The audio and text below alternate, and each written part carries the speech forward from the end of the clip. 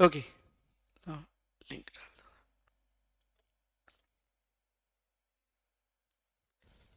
Good morning, good morning, good morning. Okay, now see last of the times we way are studying share based payment के basics and expense. Okay, Zoom पे भी आ गए, zoom पे भी आ गए, ठीक है, चलो बढ़िया। सो अभी लाइव है सभी में, क्लास प्लस जूम सभी।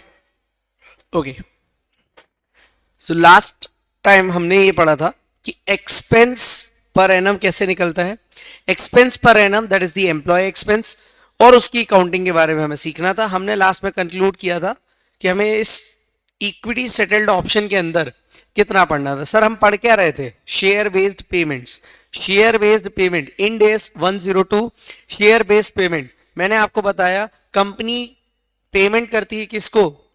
एम्प्लॉय को। किस बेसिस पे? On a consideration basis for some benefit arrived. वो जो बेनिफिट कहलाया वो या तो शेयर्स के फॉर्म में दिया जाएगा या कैश के फॉर्म में दिया जाएगा, और अगर कैश के फॉर्म में दिया गया तो it's value will be based on the value of shares. Okay, ये एक एग्रीमेंट है कंपनी और इंडिविजुअल या कंपनी के एम्प्लॉइज, बट यहां पर शेयर होल्डर्स नहीं आएंगे। जनरल एंट्री मैंने आपको बताई थी, goods and service debit to share based payment, और शेयर बेस्ड पेमेंट की जगह पे या तो बैंक आएगा या कैश आएगा, शेयर्स आएगा। सबसे पहली प्रेफरेंस हम जब मेजरमेंट करते हैं अमाउंट की, तो वहां पे देखते हैं वैल्यू ऑफ गुड्स और service, value of equity. Share based payment is not applicable to shares issued to share holders, bonus rights, settlement of financial liability, because हम उसके लिए सेपरेट इंडियाज पढ़ने वाले हैं। बिजनेस कॉम्बिनेशन, वहां भी हम सेपरेट इंडियाज पढ़ने वाले हैं। फिर मैंने आपको बताया था कि पेमेंट किसको करना है। तो अगर हम इमीडिएट पेमेंट कर रहे हैं to anybody other than the employee, तो वहां पे हमें गुड्स भी मिल सकती है, सर्विस भी मिल सकती है। वहां पे हमें गुड्स भी मिल सकती है, सर्विस भी मिल सकती है, तो वहां पे गुड्स और service account debit to equity. ठीक है, और यहाँ पे जो वैल्यू होगी वो वैल्यू बेस्ड ऑन गुड्स और सर्विस होगी, एल्स शेयर्स के बेसिस पे। यहां पे वैल्यू किसके बेसिस पे होगी? गुड्स और सर्विस के बेसिस पे, नहीं तो शेयर्स के बेसिस पे। लेकिन दूसरा, हम अगर एम्प्लॉय को, कंपनी के एम्प्लॉय को पेमेंट करते हैं तो फिर इमीडिएट पेमेंट नहीं होगा, वो डेफर्ड पेमेंट होगा। डेफर्ड पेमेंट के टाइम पे हम एंट्री क्या करेंगे? Service account debit to share based payment reserve और share based payment liability. Share based payment reserve या शेयर बेस्ड पेमेंट लायबिलिटी, जो भी केस होगा वहां पे ये जो मेजरमेंट अमाउंट होगा वो वैल्यू ऑफ सर्विस के बेसिस पे आएगा, paid on the basis of shares. हाँ sir, shares base payment reserve कब आएगा और शेयर बेस पेमेंट लायबिलिटी कब आएगी, ये समझ लेते हैं। तो शेयर बेस पेमेंट रिजर्व कब आएगा? जब हमने पेमेंट इन इक्विटी शेयर्स किया है। लेकिन अगर शेयर बेस पेमेंट लायबिलिटी कब आएगा? जब हमने पेमेंट कैश मोड में किया है, कैश एंड बैंक में किया है। फिर मैंने आपको एक कंसेप्ट बताया था कि fair value of the option does not equals to intrinsic value of the shares, yes और नो। फिर हम गए थे डेफिनेशन पर। तो ग्रांट डेट, ग्रांट डेट जिस दिन पे ऑफर दिया गया है और अप्रूव बाय शेयर होल्डर्स है वो। फिर आती है vesting date, date when options can be exercise, मतलब जो हमने ऑफर दिया है वो ऑफर एक्सरसाइज कब किया जा सकता है, that is the vesting date. Vesting period क्या होती है? ग्रांट डेट और वेस्टिंग डेट के बीच का पीरियड। एक्सरसाइज पीरियड क्या होता है? Period after vesting date during which options can be exercise. Background क्या था कि यहां पर कंपनीज एक्ट की वायलेशन हो रही थी। गाइडेंस नोट 19 पहले हुआ करता था, तो गाइडेंस नोट 19 के दौरान ये कंपनीज एक्ट का वायलेशन हो रहा था, और हमारा जो सैलरी का एक्सपेंस है वो भी एक्यूरेट नहीं आ रहा था। इस वजह से हम लेके आए IFRS 2, और उसी की तर्ज पर आया इंड AS 102। पहले क्या था? Guidance note 19। फिर मैंने आपको चैप्टर का ओवरव्यू बताया था, तो कि हमें 3 चीजें पढ़नी है इसमें, और मैंने आपको साफ साफ बताया था कि फर्स्ट टाइम एडॉप्शन जो इंड AS 101 है, उसकी जो एडजस्टमेंट्स है, उसका जो पार्ट है, वो हम हर एक चैप्टर के साथ साइमल्टेनियसली डिस्कस करते जाएंगे। Share based payment with employees के केस में 3 केसेस पढ़ने में, equity settlement option, cash settlement option, cash और इक्विटी सेटलमेंट ऑप्शन, और फिर हमें share based payment with others other than the employees of the company पढ़ना, और फिर फर्स्ट टाइम एडॉप्शन भी साथ में पढ़ना है। इसके बाद हमने चालू किया इक्विटी सेटलमेंट ऑप्शन। तो उसमें हमने कंसेप्ट नंबर 1 पढ़ा था कि एक्सपेंस को हम इनिशियली एस्टिमेटेड बेसिस पर रिकॉग्नाइज करेंगे, और एस्टिमेट कब करेंगे? ग्रांट डेट या फिर ईयर 1 के एंड पर। इसके साथ साथ हमने देखा था कि एस्टिमेट चेंज हो सकते हैं और ड्यूरिंग दी वेस्टिंग पीरियड, और जैसे ही एस्टिमेट चेंज होगा तो हमारा amount of expense per annum change होगा, जिसका इफेक्ट हम प्रोस्पेक्टिवली देंगे उस साल में जिस साल में चेंज आया है। यहां तक कोई दिक्कत? फिर मैंने आपको एक्सपेंस पर एनम का कैलकुलेशन बताया था कि number of employees to complete vesting period into number of options into fair value per option into expired period divide by vesting period, तो हमारा आ जाएगा क्यूमुलेटिव एक्सपेंस, और उसमें से हम एक्सपेंस ऑलरेडी रिकॉग्नाइज करेंगे लेस, तो फिर क्या आ जाएगा एक्सपेंस पर एनम। फिर मैंने आपको ये रोड मैप बताया था कि इस चैप्टर में, इस इक्विटी सेटलमेंट ऑप्शन में हमें ये चीजें पढ़नी है। कैलकुलेशन ऑफ एम्प्लॉय एक्सपेंस, आज हमें अकाउंटिंग से चालू करना है, फिर हमें नंबर ऑफ एम्प्लॉयज की कैलकुलेशन देखनी है, फिर वेस्टिंग पीरियड देखनी है, फिर मॉडिफिकेशन देखनी है, फिर कैंसलेशन देखनी है। ओके, फिर मैंने आपको एक टेबल बताई थी कि ये टेबल हमें बनानी रहेगी calculation of expense per annum पे, याद रहेगा यहां तक? और अब हम आगे बढ़ रहे हैं इसमें, जो अभी तक हमने पढ़ा उसके आगे। यहां तक में कोई डाउट्स हो तो पूछ लीजिए एक बार।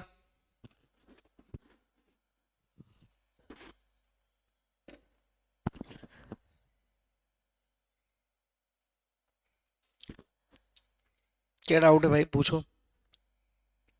क्लास प्लस पे कोई डाउट नहीं है? हाँ, अरे भाई यस पीपल तो लिखा है तुमने, यस पीपल का मतलब मैं क्या समझूं?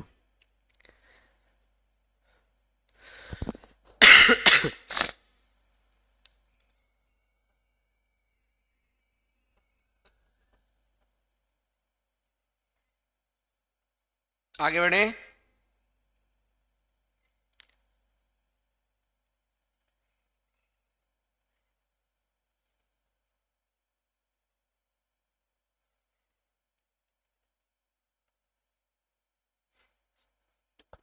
आगे बढ़े। Now comes the accounting. तो अकाउंटिंग के पहले हमने क्या पढ़ा था? एक्सपेंस पर एनम या एम्प्लॉय एक्सपेंस, ठीक है। Now comes the accounting part.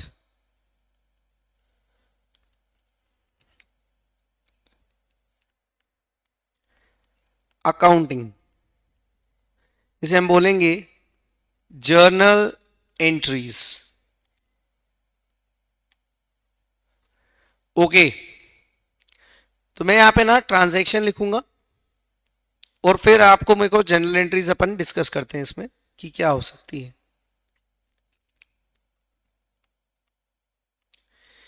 Case number 1, जब ये ऑफर एक्सेप्ट किया शेयर होल्डर्स ने और आपने share based payment scheme announce करी टू द पर्सन, मुझे ये बात बताओ, वो कहलाती है ग्रांट डेट। इस ग्रांट डेट पे एंट्री क्या होगी, जल्दी बताइए।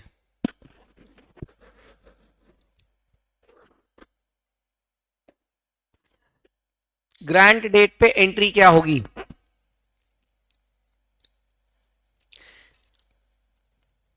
ग्रांट डेट पे सिर्फ और सिर्फ मुझे बताओ क्या हो रहा है। यहां पे देखो,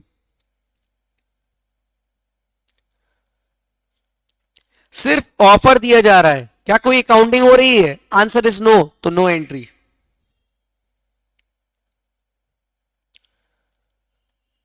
hence no entry. Number 2, on year end or end of vesting period, मतलब जब तक वो सर्विस पीरियड चल रहा है तब तक के लिए क्या एंट्रीज होंगी? तो एक एंट्री होगी हमारी एम्प्लॉय बेनिफिट एक्सपेंस डेबिट, क्योंकि ईशॉप स्कीम दे रहे हैं, employee share based payment scheme दे रहे हैं। 2, share based payment reserve account. Sir reserve क्यों लिख रहे हो? रिजर्व इसलिए लिख रहा हूं क्योंकि हम इक्विटी सेटलमेंट ऑप्शन पढ़ रहे हैं और एम्प्लॉयज को दे रहे हैं, तो employee benefit expense account debit to share based payment reserve. ये बात समझ में आ रही है? और फिर एम्प्लॉय बेनिफिट एक्सपेंस को कहां पे हम ले जाएंगे? पीओरएल में।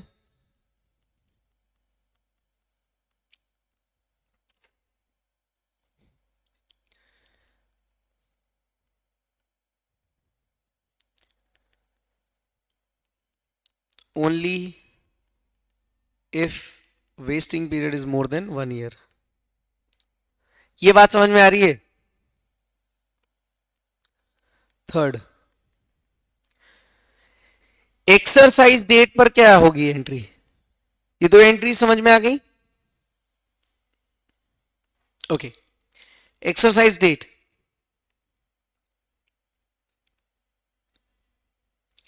एक्सरसाइज डेट मतलब जिस दिन सामने वाले ने एक्सरसाइज किया ऑप्शन, जब एक्सरसाइज करेगा वो ऑप्शन, तो क्या एंट्री होगी? एंट्री हो जाएगी आपकी share based payment reserve account debit to other equity,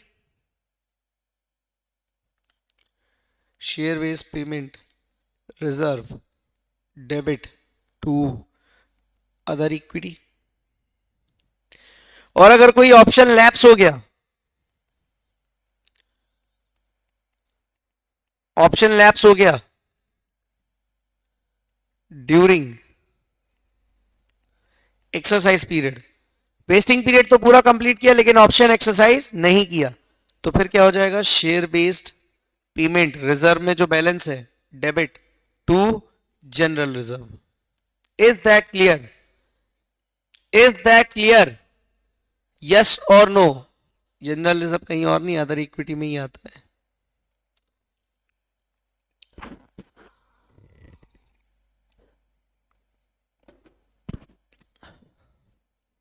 Is that clear? Yes, people. Note.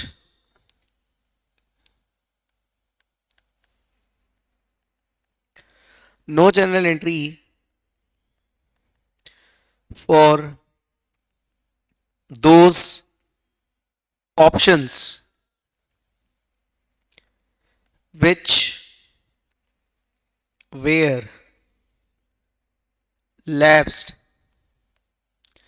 during vesting period. Wasting period के दौरान ही अगर कोई ऑप्शन लैप्स हो गया तो कोई एंट्री नहीं होगी। If in any year expense is negative, then entry for expense should be reversed.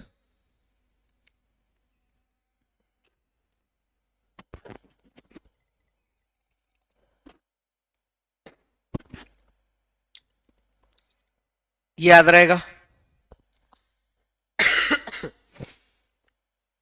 Done? लिख जाए तो मेरे को बताओ, फिर अपन अब मॉड्यूल पे आते हैं, क्वेश्चंस पे। मैंने आपको इतना तो समझा ही दिया कि अब अपन चैप्टर में क्वेश्चंस स्टार्ट कर सकते हैं। तिवारी जी,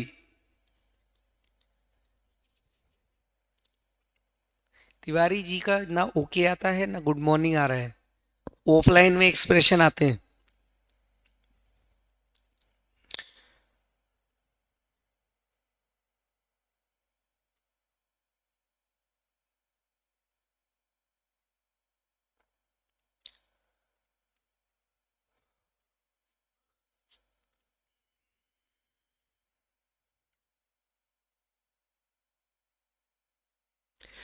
अपन चलते हैं आईसीआई की मॉड्यूल पे।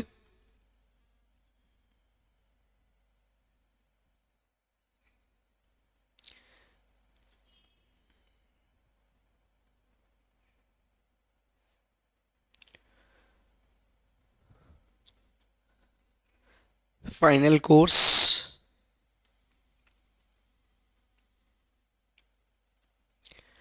May 25 and onwards।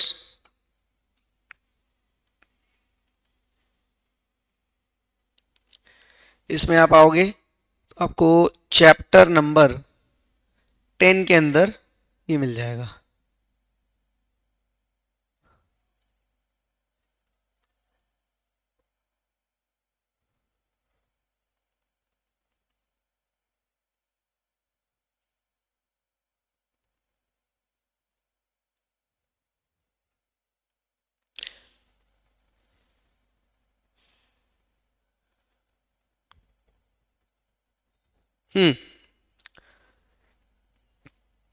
ये आपका चैप्टर है करीबन 59 पेजेस में, और इसमें अपन चल रहे हैं सबसे पहला एग्जाम्पल जो हम करेंगे दैट विल बी, हम सारे क्वेश्चन करेंगे, टेंशन मत लो।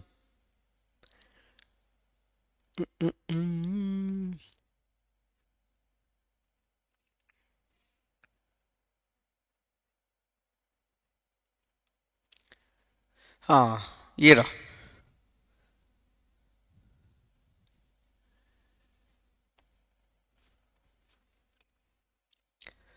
Example number 34 of your study material,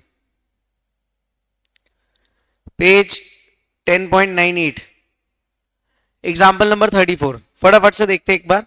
entity issued 100 shares each to its 2000 employees subject to a service condition. Service condition मतलब ऑफ नेक्स्ट 3 इयर्स। मतलब ये क्या हो गया, ये क्या हो गया सर, ये हो जाएगा हमारा वेस्टिंग पीरियड 3 इयर्स।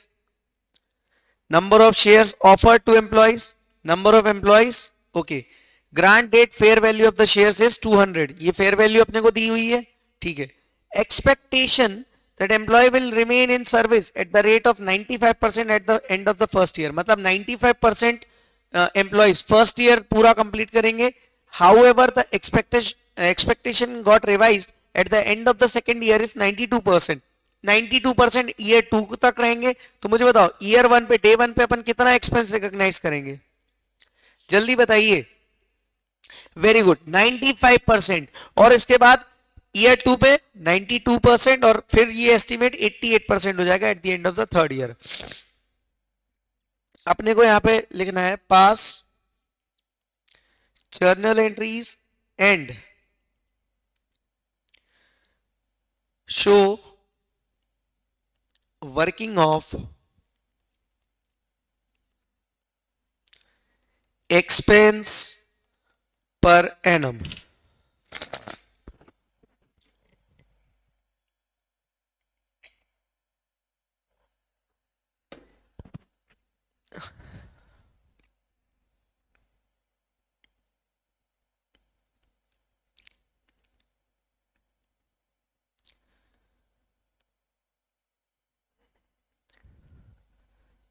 तो अपने को सबसे पहले निकालना पड़ेगा एक्सपेंस पर एनम, और एक्सपेंस पर एनम के लिए अपन क्या करेंगे, ये टेबल बनाएंगे। हेलो, ये टेबल बनाएंगे। वेरी गुड, चलो। तो सबसे पहले अपने को क्या चाहिए, number of employees expected to complete vesting period. Day 1 पे अपन देखते हैं कितने एम्प्लॉइज हैं, सर 2000 हैं, लेकिन 95 भी कंप्लीट करेंगे। और अपने को पता है ग्रांड डेट पे अपने को चेक करना है एस्टिमेट, या फिर ईयर एंड के 1, ईयर एंड 1 पर, eight the end of year 1। तो मुझे बताओ 95% गिवन है अपने को, तो अपन क्या लिखेंगे, 2000 into 95%, that equals to how much, 1900। Yes और नो। सेकंड, कितने शेयर्स ऑफर किए, 100। फेयर वैल्यू कितनी है, 200। और 3 साल का वेस्टिंग पीरियड है, तो पीरियड फैक्टर कितना आएगा, 1/3। इनका जरा इंटू करना।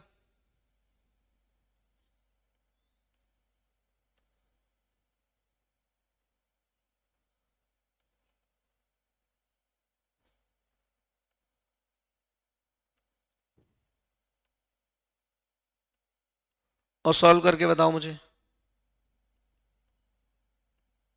कितना आया। जब तक मैं ये लिख लेता हूं, 2000 इंटू 92%, 2000 इंटू 88%, यह आ जाएगा 1840, यह आ जाएगा 1760। ये तो सेम ही रहेगा, ये भी सेम रहेगा। यहाँ पे 2/3 आ जाएगा, ये 3/3 आ जाएगा। ईयर 1 पे कितना आया, 1266667, ऐसा कुछ आ रहा है क्या। तो ये भी टोटल वही हो जाएगा, 1266667। यहां कितना आ रहा है, 24। मैं आपके कैलकुलेशंस पे डिपेंड हो रहा हूं अभी।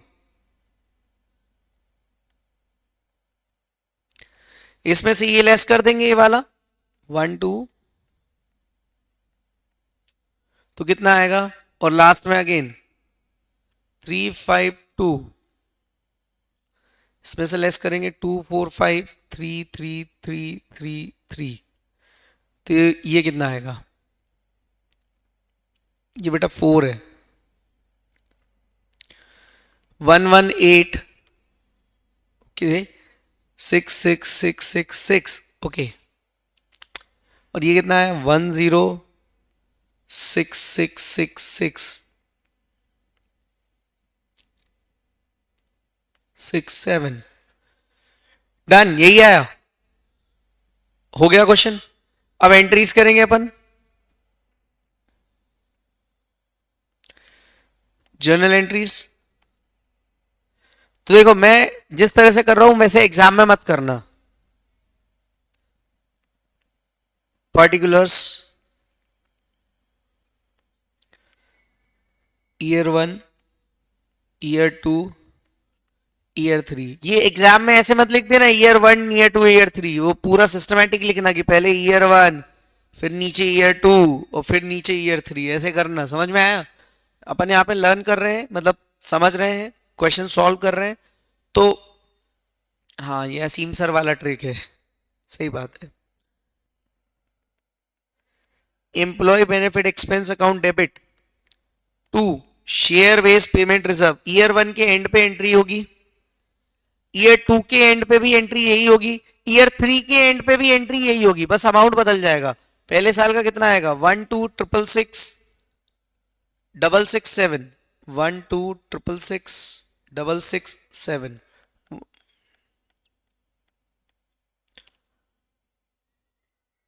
ठीक है। दूसरे साल 1 1 8 6 6 6 6 6, and last year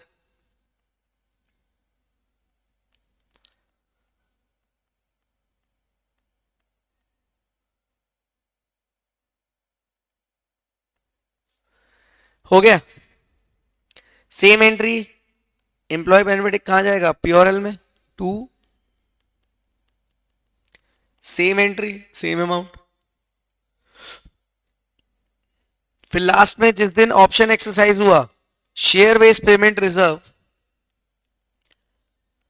debit to other equity, यहां तो कुछ नहीं यहां भी कुछ नहीं, लास्ट ईयर थर्ड ईयर में ही होगा एक्सरसाइज, तो ये कितने से आएगा 352।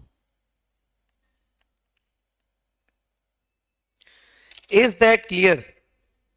Is that clear? ये जो क्यूमुलेटिव एक्सपेंस है टोटल तो शेयर बेस्ड पेमेंट में इतने ही आया ना, तो लास्ट में एक्सरसाइज भी इतने के ही ऑप्शंस होंगे, हाँ है ना? बोलो आया समझ में कि नहीं? तो हमने इसमें थिंग्स टू स्टडी जो हमने देखा था ना कल, उसमें हमने दो चीजें समझ ली, एक तो एम्प्लॉय एक्सपेंस, दूसरा अकाउंटिंग। बोलो यहाँ पे ये क्वेश्चन समझ में आया? फटाफट से इसको नोट कर लो यार, ये लो एंट्रीज को नोट कर लो। भूपेंद्र जोगी, ओके ओके, इसको फटाफट से नोट कर लिया, done, okay. Shall we move ahead? अब यहां पे हम तीसरी चीज सीखने वाले हैं। अकाउंटिंग की बात थी हमारी, एम्प्लॉय कैलकुलेशन की, calculation of employees,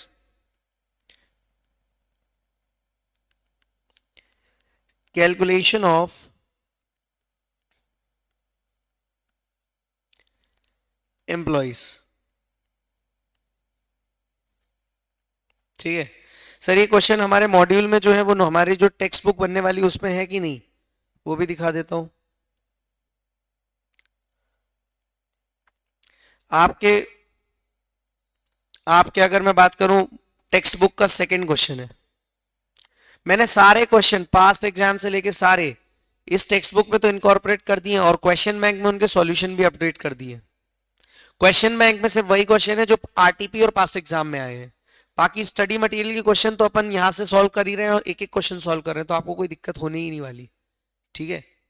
don't you worry about this, okay. चलिए नाउ याद रखो, सबसे इंपॉर्टेंट जब calculation of number of employees, अभी भी अगर अपन ने देखे ना तो सबसे इंपॉर्टेंट कैलकुलेशन क्या थी, ये 1900 एम्प्लॉयज हमने निकाला था, ये हमने 1840 एम्प्लॉयज निकाला था, ये 1760 ये नंबर ऑफ एम्प्लॉयज निकाले थे। मैं आपको बोलूं ना सबसे important calculation calculation of number of employees है। तो यार सबसे इंपॉर्टेंट चीज टू कैलकुलेट, लिखना इस पे, to calculate employee benefit expense we consider number of employees expected to complete wasting period, to complete wasting period and not the actual number of employees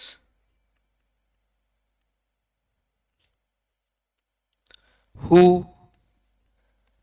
are eligible under the scheme at the end of every year। ये बात समझ में आती कि नहीं guys please? अच्छा लिख लिया।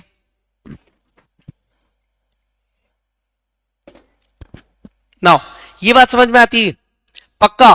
तो अब मुझे एक बात बताओ, ये बात सही भी है कि नहीं कि जब हम एम्प्लॉय बेनिफिट एक्सपेंस हर साल कैलकुलेट कर रहे हैं और वहां पे हम एक एस्टिमेटेड नंबर ऑफ एम्प्लॉयज ले रहे हैं जो कंप्लीट करेंगे वेस्टिंग पीरियड, क्योंकि देखो वेस्टिंग पीरियड 3 साल है, मुझे डे 1 पे कैसे पता चलेगा कि कितने एम्प्लॉयज बचेंगे 3 साल के एंड पे? तो मैं एस्टिमेटेड बेसिस पे ले रहा हूं। तो इसका मतलब मैं क्या कर रहा हूं, एक्चुअल नंबर ऑफ एम्प्लॉयज जो 3 साल बाद बचने वाले हैं वो तो यहां पे ले ही नहीं रहा हूं ना कैलकुलेशन के पर्पज से। यस और नो? तो हम एस्टिमेट कैसे लेंगे उसको हम सीखेंगे, उसके हम कुछ क्वेश्चन समझेंगे, एग्जाम्पल समझेंगे। I hope you are getting my point. Hello yes people, okay चलिए आगे बढ़ते हैं।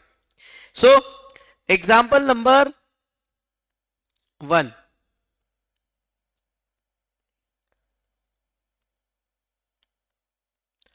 Number of employ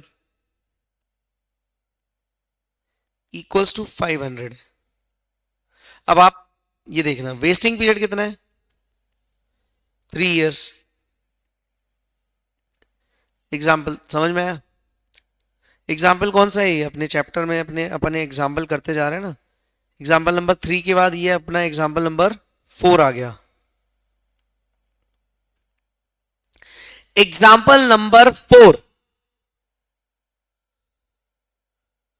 done, okay. Case number 1, example number 4 के अंदर केसेस अपन सीख रहे हैं। मान लीजिए हमें क्वेश्चन में इंफॉर्मेशन दी है number of employees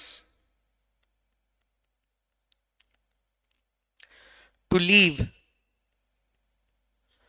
over vesting period be 20%।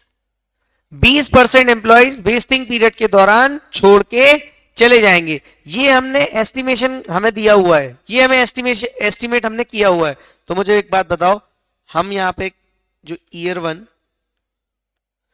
Year 2, year 3 number of employees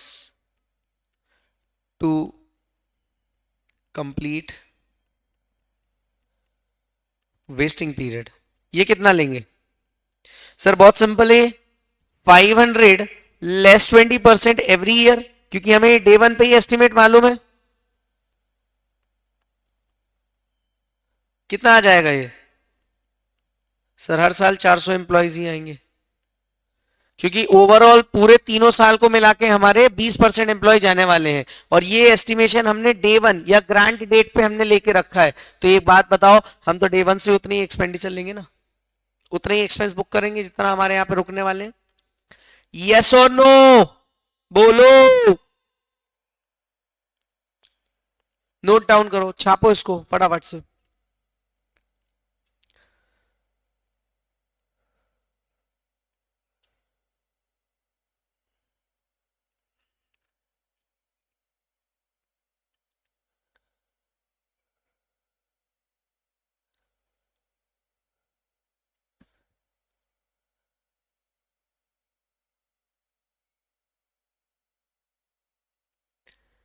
word is over vesting period, मतलब पूरे वेस्टिंग पीरियड के दौरान, ठीक है।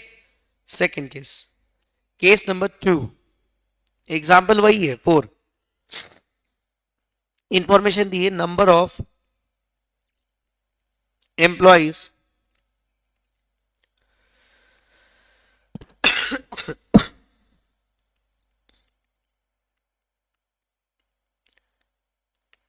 expected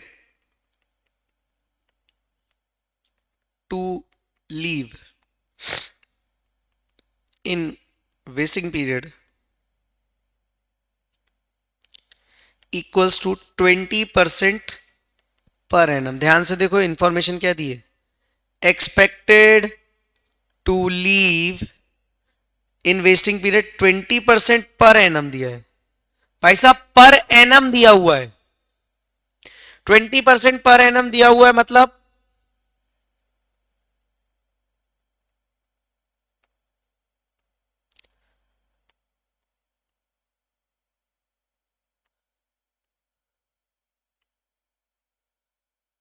क्या करेंगे बताओ सर, हर साल 20% कम होते जा रहे हैं, यहां पे पर एनम दिया है मतलब 20% हर साल कम हो रहे हैं। वहां पे क्या था, ओवरऑल 20% गए थे, तो हमने 500 लेस 20% 500। अब इसमें हर साल 20% जा रहे हैं, मतलब पहले साल 500 लेस 20%, फिर जो बचा फिर लेस 20%, फिर जो बचा फिर less 20%। Are you getting it all the future chartered accountants, yes और नो? ओके, सो इसको ऐसे करेंगे सॉल्व, 500 लेस 20%, 400 बचे यहां पे, और ये 400 लेस 20%, 320 बचा, और ये 320 लेस 20% यहां पर बचता है 256। बोलो आया कि नहीं?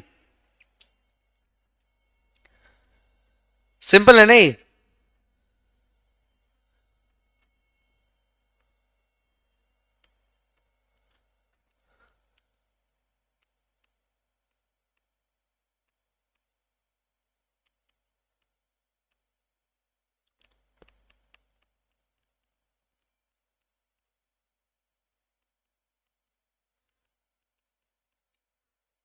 ठीक है, चलो तीसरे केस पे आते हैं दोस्तों।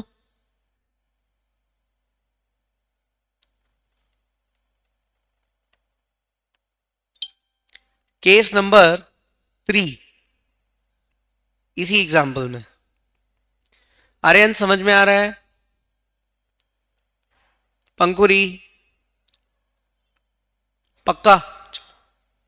ऐसे थम्स अप कर दिया करो या ऐसे टाइप कर दिया करो Y.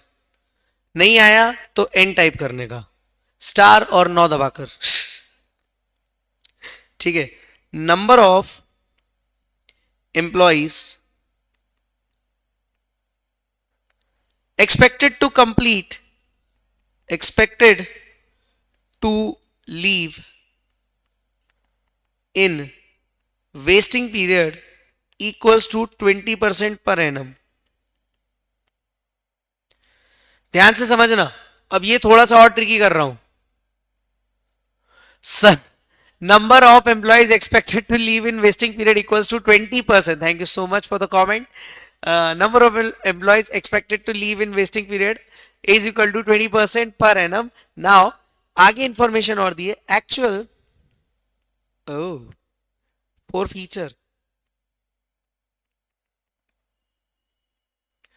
in year 1 equals to 15%, year 2 equals to 20%, number of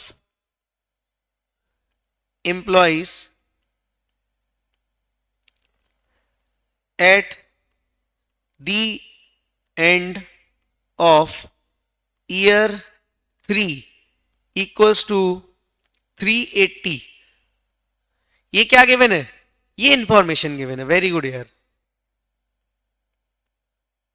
और अब अपने को number of employees expected to complete vesting period निकालना है। बताओ, निकाल सकते हैं? बिल्कुल निकाल सकते हैं सर। कैसे निकालेंगे बताओ? हमें कितना बोला है? हर साल 20% एम्प्लॉय पर एनम छोड़ के जा रहे हैं। ये तो सेम पुराना वाला केस हो गया, लेकिन एक्चुअल फॉर फीचर भी दिए हैं ईयर 1 पे 15% और ईयर 2 पे 20%। मतलब डे 1 पे हमें पता चलता है कि हर साल 20% हमारा एस्टिमेट है कि जाएंगे। एक्चुअली फर्स्ट ईयर के एंड में हमें पता चला कि 15% गए। फिर हमने नेक्स्ट ईयर 20% से लेस किया, नेक्स्ट ईयर 20% से लेस किया, फिर हमें बाद में पता चला 20% ही गए। ओके। फिर number of employees third year के एंड में हमें पता चला 380 है। ओके। मतलब यहां की इंफॉर्मेशन यहां पे दी हुई है कि 380 एम्प्लॉइज ही बचे हैं यहां पे। ये बात समझ में आई कि नहीं? ये तो ऑलरेडी गिवन है अपने को।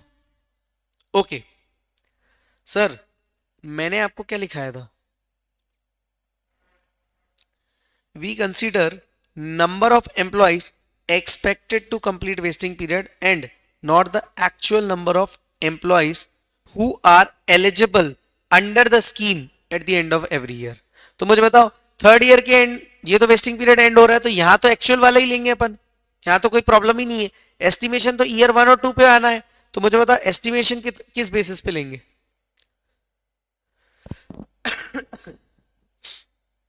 एस्टिमेशन किस बेसिस पे लेंगे? जल्दी बताओ। पर एनम बेसिस पर। तो मुझे बताओ, ये 500 है, लेस 20%, लेस 20%, लेस 20%। मतलब आपको लग रहा है डे 1 पे कितने एम्प्लॉइज होंगे? 256। और डे 2 पे भी 256 ही है। बोलो।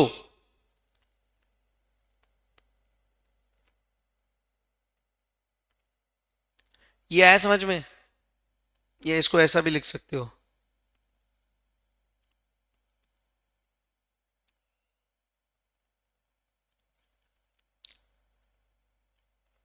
पक्का?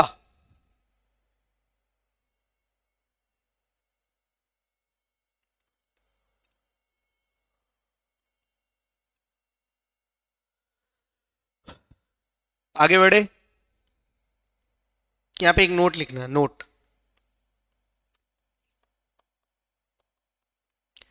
whenever data given in percentage, we will calculate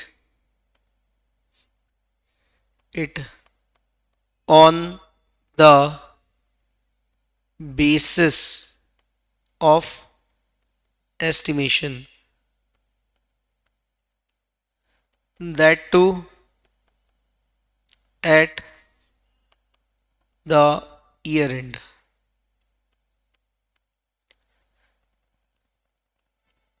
and not after year end।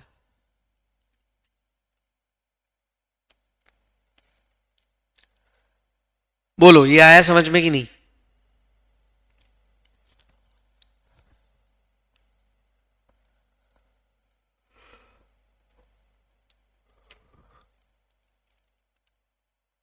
हमें सिर्फ एस्टिमेशन से मतलब है। चलो, केस नंबर 4। कितने केस हैं हमें कोई बताएगा? बस 5 केसेस हैं। फटाफट से case number 4।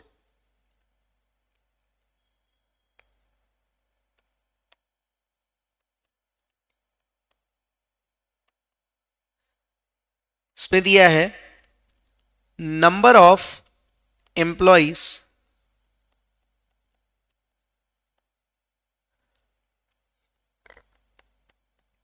expected to leave 3% per annum। एक बार और बताऊं? ओके। मैंने यहां पे आपको क्या दिया है? Number of employees expected to leave in vesting period equals to 20% per annum. अगर सिर्फ इतना लिखा होता तो हम तो यही ट्रीटमेंट कर देते, ये वाला केस 2 वाला, कोई दिक्कत ही नहीं थी। लेकिन हमें यहाँ पे एक्चुअल फॉर फीचर दिया है ईयर 1 का 15%। क्या मुझे एक्चुअल फॉर फीचर से मतलब है? सिंपल, एक बार बताओ।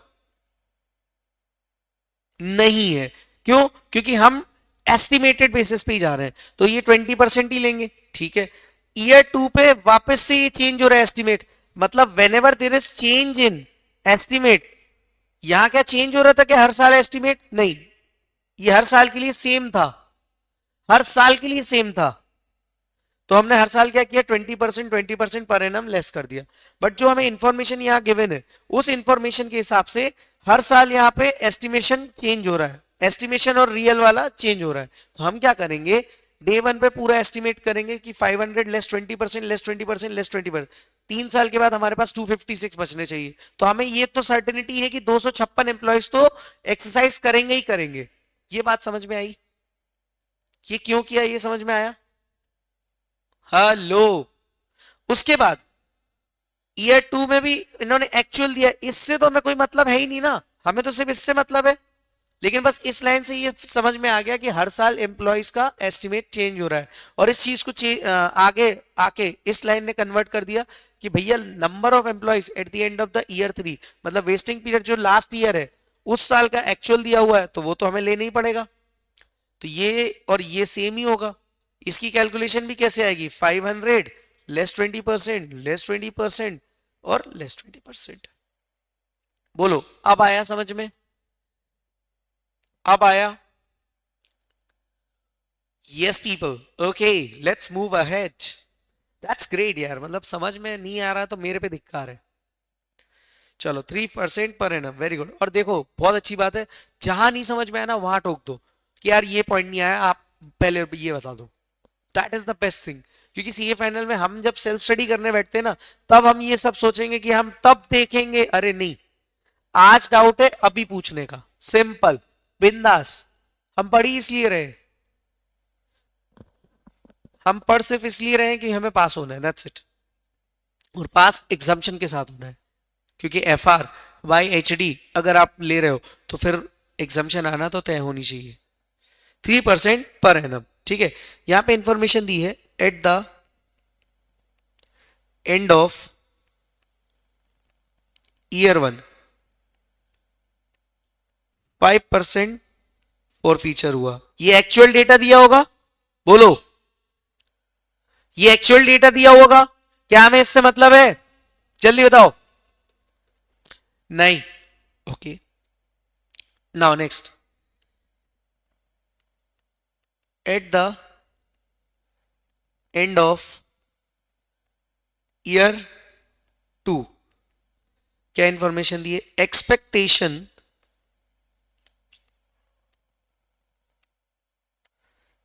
एक्सपेक्टेशन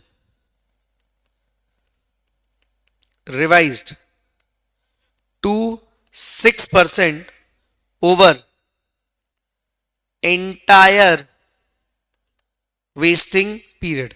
एक्सपेक्टेशन रिवाइज हो गई है 6% पर एनम। मुझे बताओ, ये भी एक्सपेक्टेशन है और ये भी एक्सपेक्टेशन है, मतलब ईयर 1 पर कितनी एक्सपेक्टेशन थी?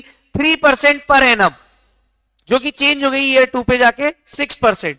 ओके, लेकिन यहां पे ये 6% पर एनम नहीं है, ये सिर्फ 6% ओवर वेस्टिंग पीरियड, और ये 3% पर एनम है, और ये over the entire wasting period. ये तो केस 1 वाला डेटा आ गया। यस और no? Are you getting it? Oh, okay. Actual number of employees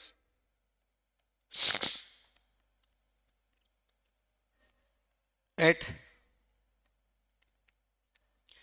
year 3 end 350। Done. ये सिचुएशन अपने को गिवन है।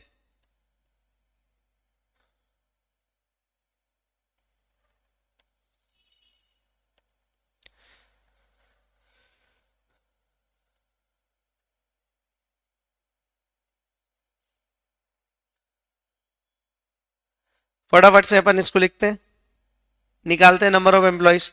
तो मुझे बताओ पहला वाला इस बार आप लोग बताओ, ईयर 1 पे कितना आएगा, जल्दी बताओ, जल्दी बताओ, जल्दी। यस, वेरी गुड सर, इसमें तो सेम आ जाएगा पहला वाला कि 500 नंबर ऑफ एम्प्लॉइज हैं और पहले साल में अपने को पता है 3% पर एनम, 3 मतलब less 3% per annum, less 3% per annum, less 3% per annum. तो डे 1 पे तो सर हमें ये समझ में आ गया कि डे 1 पर ये 500 लेस 3% ऐसे करते करते हमारे टोटल एम्प्लॉय डे 1 पे अपने को पता चल जाएंगे 456। Is that clear? बोलो हाँ या ना। ओके, बट सर ये एस्टिमेट चेंज हो रहा है, तो यहां एस्टिमेट चेंज होगा, 500 लेस 6% हो जाएगा। अब ये क्या पर एनम है? नो, कितना आ जाएगा? 470। ओके, और यहां पे actual number of employees at year 3 end is equal to 350, ये डायरेक्टली लिख दो। Okay, this much, yes. बोलो ये आया कि नहीं? अब एग्जाम्पल 4 आपके लिए लास्ट डे के लिए रिवीजन के लिए, आपको जब लास्ट डे जब रिवीजन करो ना तो एग्जाम्पल नंबर 4 पे आ जाना फटाफट से डायरेक्टली। आया कि नहीं? ओ बताओ रे। और इसके बाद एग्जाम्पल नंबर 4, मतलब केस नंबर 4, केस 4 के बाद 5, 4 हो गया ना, 5। Estimated employees to leave 3% per annum. एक मिनट रुको, ऐसे नहीं लिखते। Estimated 3% per annum employees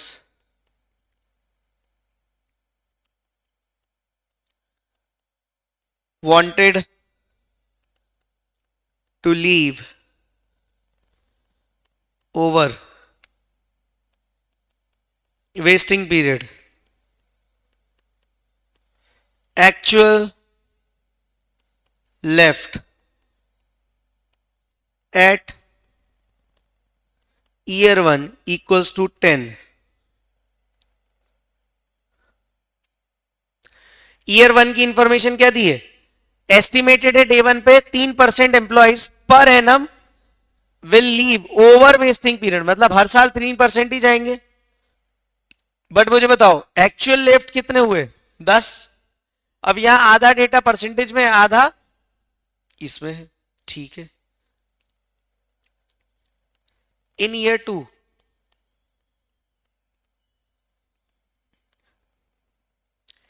revised estimation,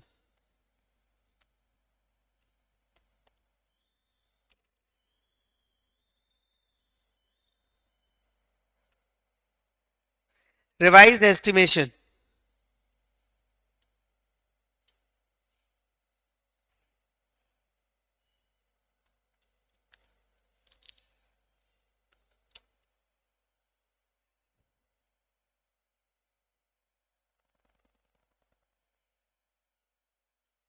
just a moment,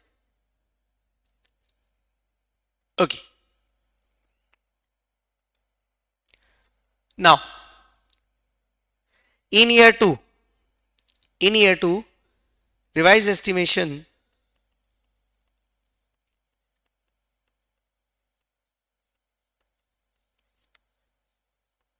that 5% would leave in remaining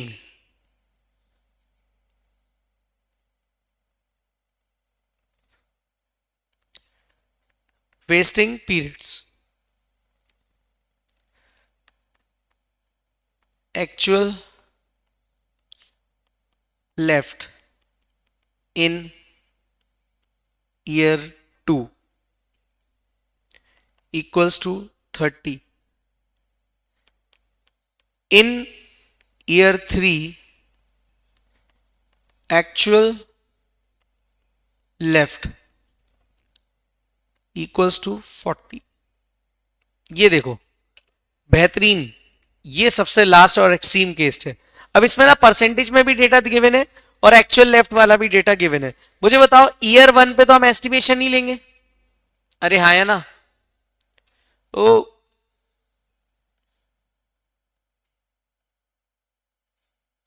year 1 पे तो हम एस्टिमेशन नहीं लेंगे, यस और नो?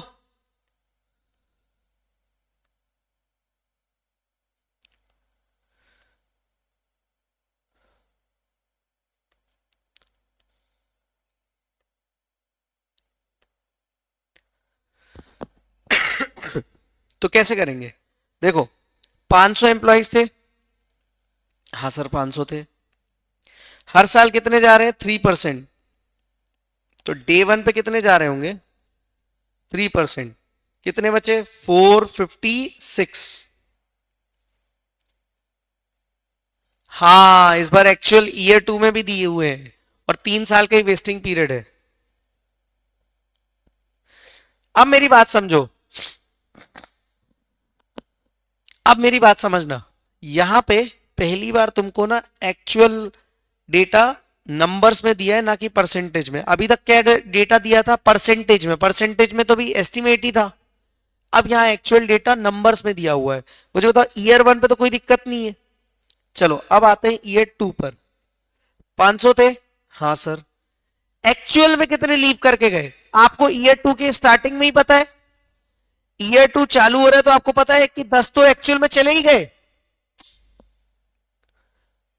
हेलो, इस बार 10 एम्प्लॉइज तो एक्चुअल आपको पता ही है कि चले गए हैं। तो मुझे बताओ यहां डायरेक्टली 10 लेस कर दोगे? करोगे कि नहीं भैया? हाँ या ना? हाँ। और और और अब चूंकि ये ईयर 2 के एंड में हम इस ईयर 2 के एस्टिमेट कर रहे होंगे, तो मुझे एक बात बताओ, ईयर 2 के एंड पे तो आपको 30 एम्प्लॉइज का भी पता चल जाएगा ना, ये जो एक्चुअल में छोड़ के जा रहे हैं। ये बात समझ में आई कि नहीं? हाँ इसका मतलब यहाँ तो डे 1 पे तो एस्टिमेट ही आएगा, सॉरी बिल्कुल लॉजिकल है। और यहाँ पे ओके, वाओ। और सोचो यही गलती कर दी तो पूरा शेयर बेस्ड पेमेंट का क्वेश्चन गलत हो जाए। आप सोच के देखो, नंबर ऑफ एम्प्लॉयज गलत कर दिए तो पूरा शेयर बेस्ड पेमेंट का क्वेश्चन गलत है। तो यहाँ पे ये मिस्टेक नहीं करनी, इसलिए मैंने आपको ये छोटे छोटे केस स्टडीज कराए। आपको लग रहा होगा कि यार ये एग्जाम ओरिएंटेड बैच है, रेगुलर बैच से थोड़ा सा कम है, लेकिन पूरे कंसेप्ट कवर करने की मैंने आपको डे 1 पे गारंटी दी थी। तो सारे कंसेप्ट हम स्लोली ग्रेजुअली करेंगे, सारे क्वेश्चंस करेंगे और सबसे पहले खत्म करेंगे। चलो 30। मुझे एक बात बताओ, इसके बाद एस्टिमेट भी तो रिवाइज हुआ है ईयर 2 पे। हाँ तो मुझे एक बात बताओ, 5% लेस भी करोगे आप? और कैसे लेस करोगे? रुको पहले ये बताओ कितने आए? 500 लेस 40, 460 बचे। 460 लेस 5% कितना बचा? 437। और यहां तो बहुत ही सिंपल है। ईयर 3 पे तो अपने को सब पता ही है, 10 यहां पे गए थे, 30 यहां पे गए और 40 और चले गए। कितना बचा? 420। खत्म। खत्म। बोलो, ये कैलकुलेशन समझ में आएगी नहीं?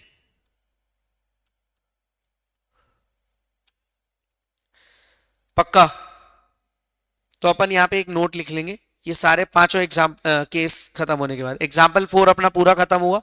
एग्जाम्पल 4 में हमने केस 1 देखा, केस 2 देखा, फिर केस नंबर 3 देखा, 4 देखा और 5 देखा। ये 4 और 5 एग्जाम में आ जाता है, 4 और 5 एग्जाम में आता है। लेकिन मैं डायरेक्टली 4 और 5 नहीं करा सकता था, मुझे आपको 1 2 3 भी लाने पड़ते, तब जाके आपकी अंडरस्टैंडिंग बढ़ती। I hope this is very much clear from my side. Now लिखना note.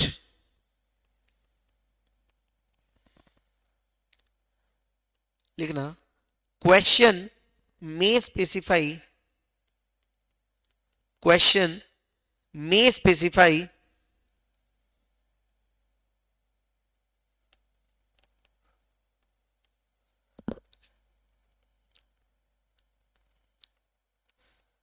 number of employees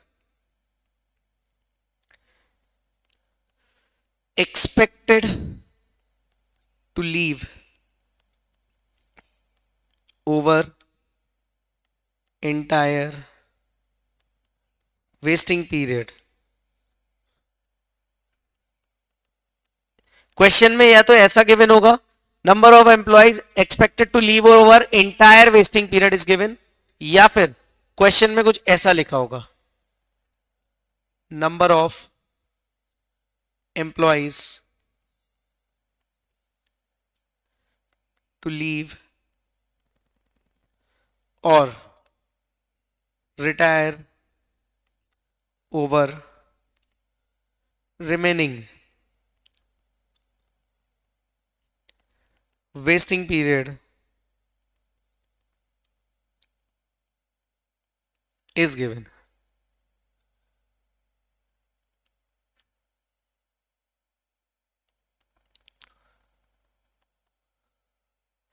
So in such a situation,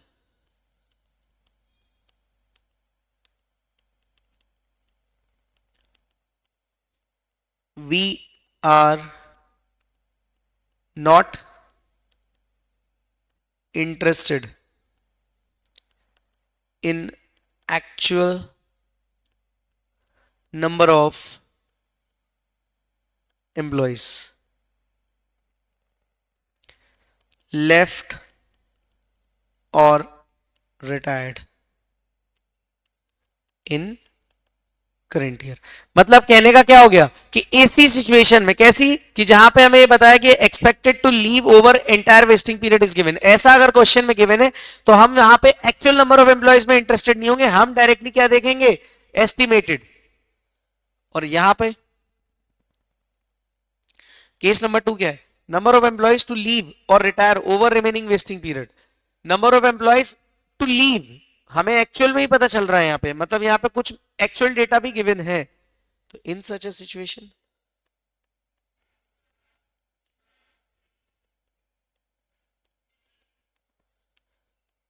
number of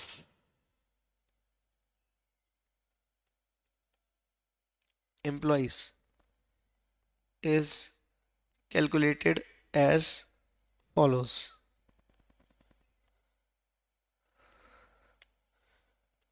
Total employee less actual left till current year less expected to leave over remaining vesting period. बोलो, ये summary भी लिखा दी मैंने, कर पाओगे? Done. बोलो. ओ इधर चलो, अब आते हैं अपन क्वेश्चंस पे.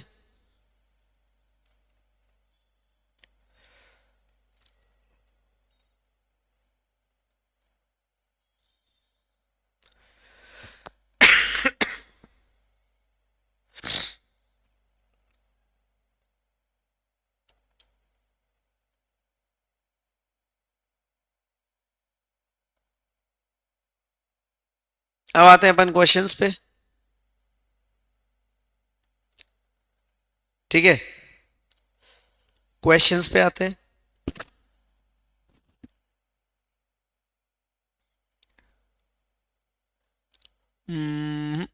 मॉड्यूल के क्वेश्चन पे आते हैं, बट मॉड्यूल का क्वेश्चन मिलेगा किधर, ये देखने वाली बात है.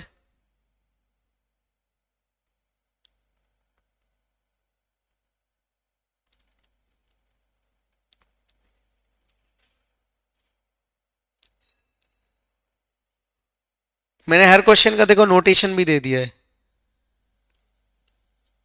रुको, हम चलते हैं मॉड्यूल पर.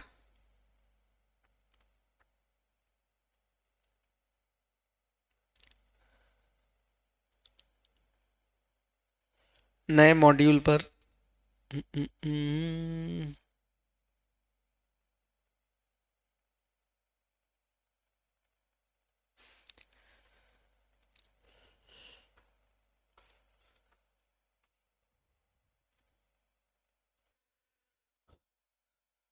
आपके मॉड्यूल से हटा दिया गया है आई गेस वो क्वेश्चन।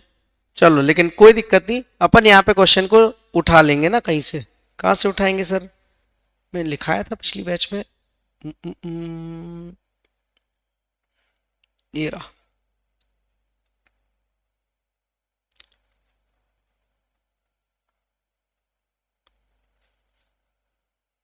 ये रहा।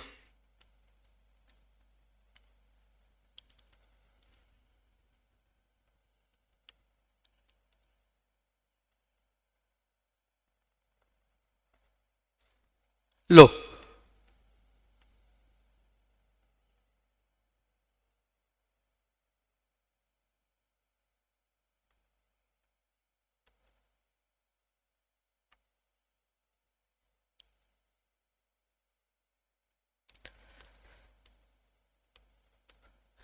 Example 5।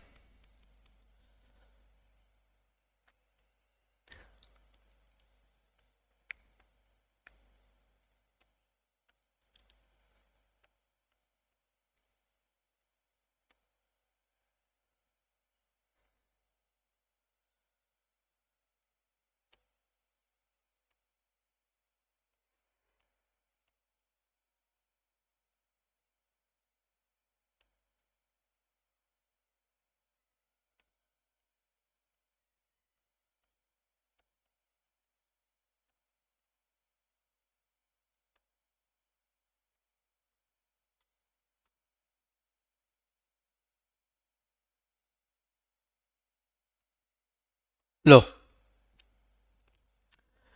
This is the question. Now read it. H D limited, इसकी एक फोटो ले लो, मैं इसको पीडीएफ में इनकॉर्पोरेट कर दूंगा। H D limited grants 120 share options to its 460 employees.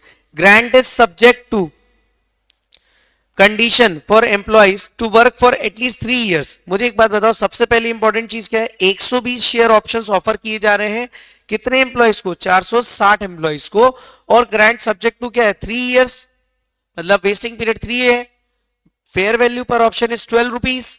HD limited estimates that 25% of the employees will leave in the wasting period and it will forfeit their rights and everything turns out to be exactly same. Calculate employee benefit expense as per year to be recognized। मतलब सिर्फ आपसे क्या पूछा है? Expense per annum पूछा है, per annum. तो मुझे बताओ क्या बनाओगे आप? एक्सपेंस पर एनम की टेबल बना लोगे? तो चलो फटाफट से अपन बना लेते हैं। अपन ने एक फॉर्मेट बनाया था ना एक्सपेंस पर एनम का, इसको उठा लेने का बिंदास।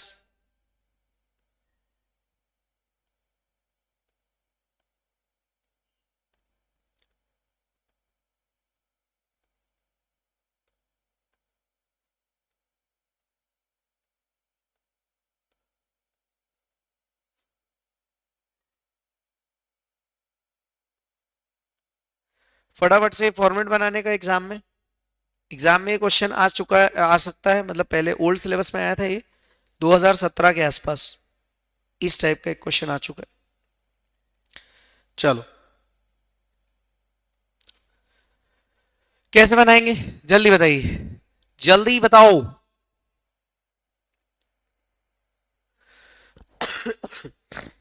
कुछ नहीं सर, 460 एम्प्लॉयज है और हर साल 25% अपने जा रहे हैं। तो डे मतलब over vesting period will leave in vesting period. Total per annum में नहीं लिखा, 25% ही जाएंगे, मतलब डे 1 पे ही अपने को पता चल जाएगा कितने जा रहे हैं। तो यह आ जाएगा 460 लेस 25%, हाउ मच? 345। यही 345 यहां बचेंगे, यही 345 यहां बचेंगे। इसमें तो कोई दिक्कत ही नहीं है। यहां 120 शेयर्स ऑफर हो रहे हैं। फेयर वैल्यू क्या दी हुई है? 12 रुपए।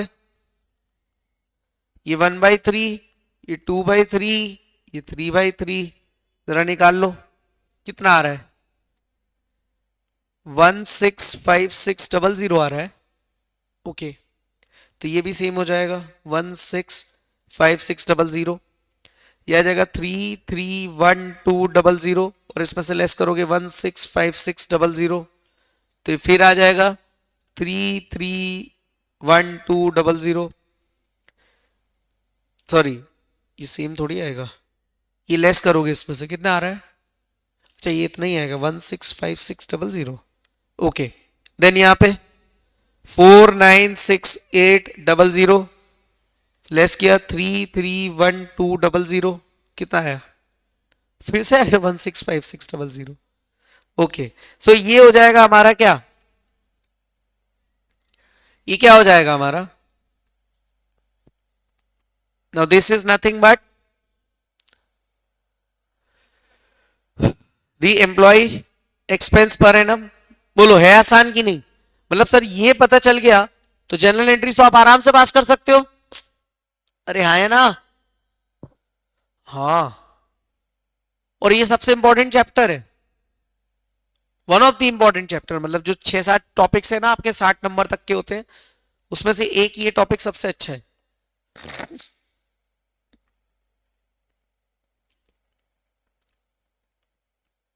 नाउ एग्जाम्पल नंबर 5 के बाद आते हैं एग्जाम्पल नंबर 6 पे।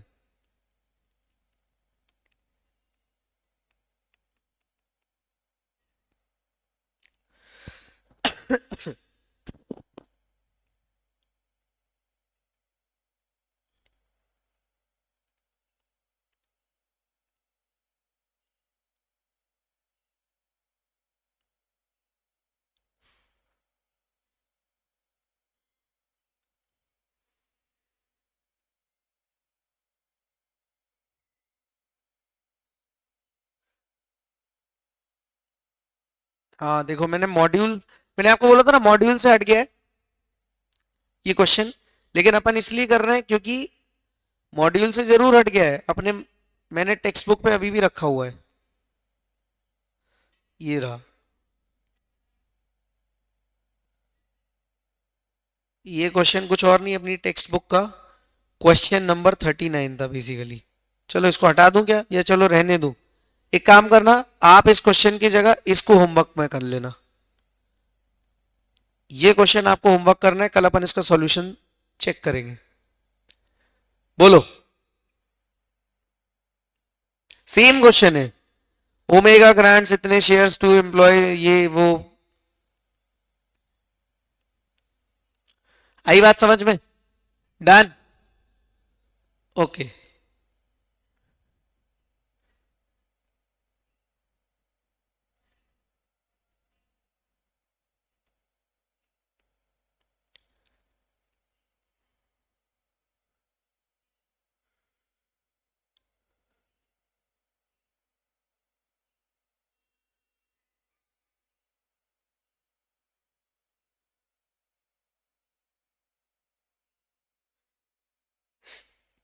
हम्म हम्म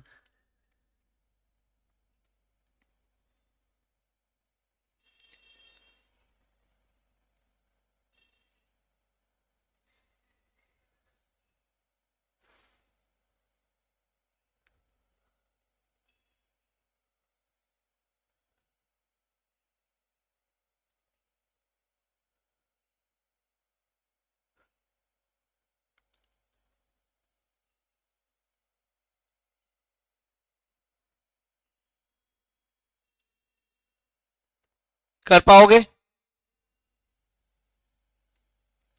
ओके। चलो क्वेश्चन नंबर 4 अपन पे आ जाते हैं अपनी शीट का।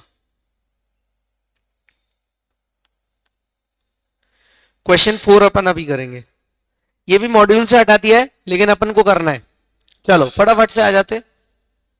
Omega grants 120 share options to each of its 460 employees with vesting period of 3 years and fair value of option being 20 rupees 12. Omega estimates that 25% employee will leave during the 3-year period. ठीक है, year 1 25 employee will leave, okay, and Omega revised its estimate total leave over 3 period from 25 to 20%। मतलब day 1 पे उसको क्या लगा, कितने लोग जाएंगे 20%। ये 25% ग्रांट डेट का है और ये ईयर एंड 1 पर 20% हो गया। तो हम बताओ कौन सा 25% लेंगे या 20% लेंगे? सर 20% लेंगे।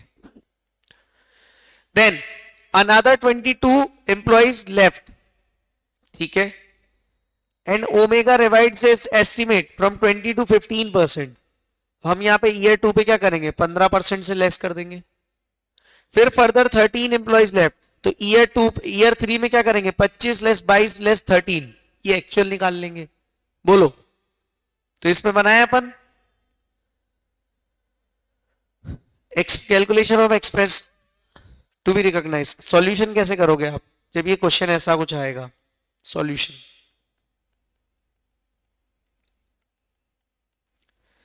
Calculation of expense per annum to be recognized।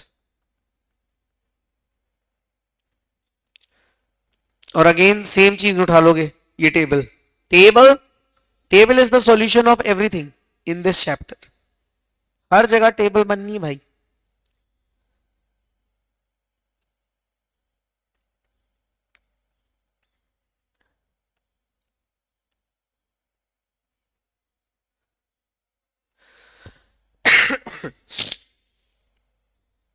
Table मुझे बताओ कितने एम्प्लॉइज थे? सर ये थे 460 एम्प्लॉइज और डे 1 पे एस्टिमेट कितना था? सर 25% था, बट ईयर 1 एंड पर 20% हो गया था, वो चेंज हो गया। तो लेस कर देंगे हम 20%। कितना आया? सर 368। बहुत बढ़िया। नेक्स्ट 460 लेस 15%, क्योंकि ईयर 2 में हमारा एस्टिमेट कितना हो गया है, 15%। तो हम यहां पे क्या लिखेंगे,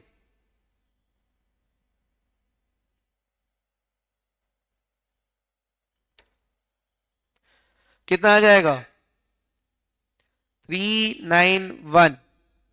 ओके, देन हमारे टोटल थे 460, एक्चुअल में कितने गए 25, देन 22 और देन 13।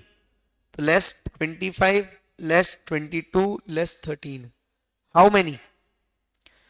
400 एम्प्लॉइज बचे।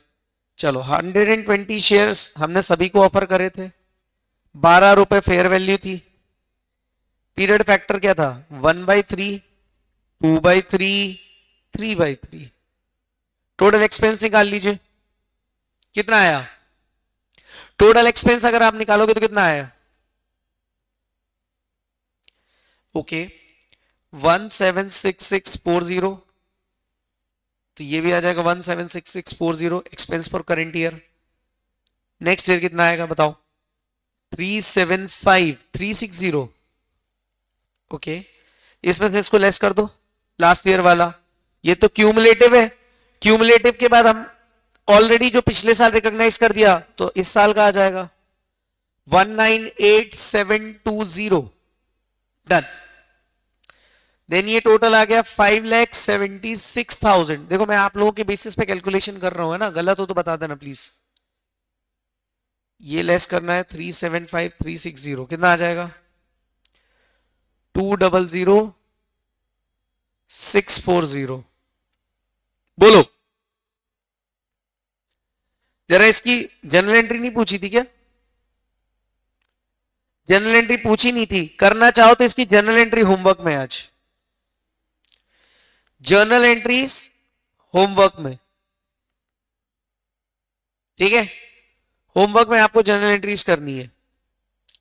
तो इसी के साथ आज का जो हमारा पूरा डिस्कशन था, वो हमने सबसे बड़ा डिस्कशन और सबसे टिपिकल जो एग्जाम में इस इंडियस में सबसे गलत चीज हो सकती है, दैट इज नथिंग बट क्या क्या हमें पढ़ना था, इक्विटी सेटलमेंट ऑप्शन में हमने खत्म कर दिया। एम्प्लॉय एक्सपेंस कैसे निकालते हैं, अकाउंटिंग समझ ली, नंबर ऑफ एम्प्लॉयज कैसे निकालना वो खत्म कर दिया।